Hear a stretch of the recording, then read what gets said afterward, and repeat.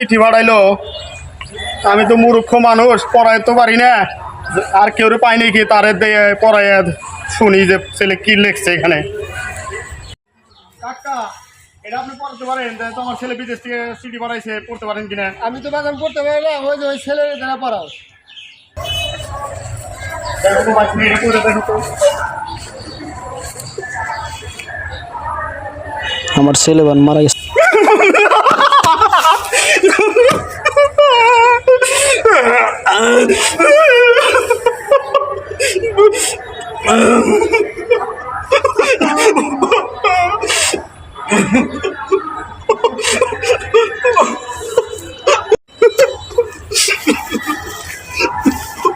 এ ভাই, আপনি কান্দেন কে? কি হয়েছে? কাজ দেখেন ভাই, আমি আমার পোলা বিদেশকে চিঠি পাঠাইছে।